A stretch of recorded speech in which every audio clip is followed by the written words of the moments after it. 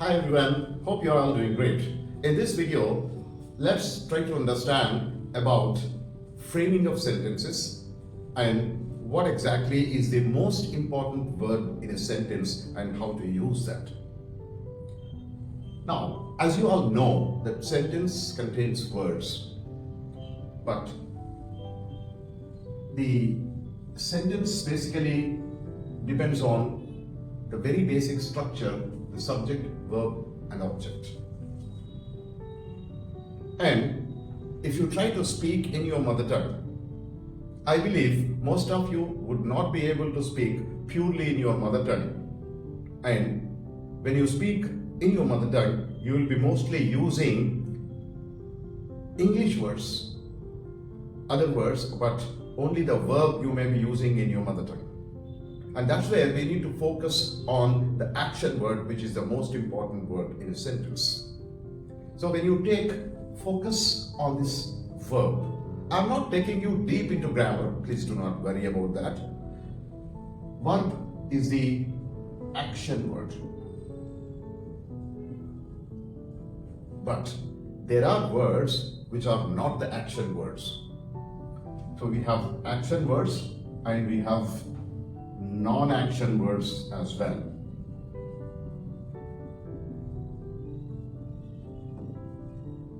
Action words and non-action words. When I say non-action words, I mean they are not the main verbs and they are the helping verbs. I'm writing in short these helping verbs.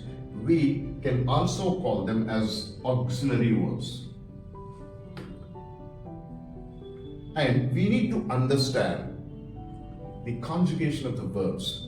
Like basically we have verb 1, verb 2 and verb 3. Do not try to bother about the terminology of how we use these verbs. Maybe verb 1 we say it is present, verb 2 is the past and verb 3 is the past participle, but let us not bother about that. Where exactly we use the verb 1 and where do we use the verb 2 and verb 3. And to understand this, we need to understand the situations. When we talk about English grammar, what is that immediately comes to our mind? It is the tense that comes to anybody's mind.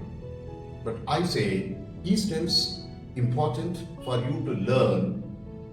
Having learned all the years in your primary school, your high school, your college days, you must have learned grammar. But you have learned grammar as a subject. So do you think, having learned grammar for so many years, is it necessary that you learn grammar now and basically the rules of tenses and everything? Is it not boring? Yes, it's really boring. But can you ignore that? We cannot ignore as well. So instead of grammar, we need to enhance our glamour. That is very important. How do we do that? So it may be strange, it may sound ridiculous for you when I say that don't learn grammar, but we need to understand that. So let us understand this way. Let us put this as tensionless. If you focus on the word in between, tension. So here in this we have tense and also tension. So making a sentence without tension is the tagline that I would like to say. Is it possible to make sentences correctly without worrying about tenses? If you ask me, yes. But what are the tips that we are going to give is we need to understand. I believe, you know, when we talk about the tenses, it's all 12 tenses, right? Present, past, future, again present simple, present continuous, present perfect, and present perfect continuous, past simple, past continuous. The list goes on, and that's a big tension. Not to worry about all these things. Yes, if you're going for any competitive examinations or if you're taking any proficiency test, you really need to understand what exactly is the tense and situation. But if you want to use it for the conversation, may it be informal or formal communication, there are only 4 situations that we should know. And what are the 4 situations? Let us understand. What is this? We are in which year now? We are in 2024, is it? Yes. So this is what? This is current, that is present. I'm not talking about the present tense. I say this is now. And when we go it is a past, like 2010, 2011, 2012, and 13, 14, so on. These all come under the completed situations. So this is a completed situation, one. And going ahead, here, this is the future, maybe 25, 26, and so on. And so this is next, that is proposed. When I say this is one-sided arrow, completed is the one when we talk about the actions which are over, completed. Like, I completed my graduation in 1985. In fact, that is a very basic sentence. I say I graduated in 1985.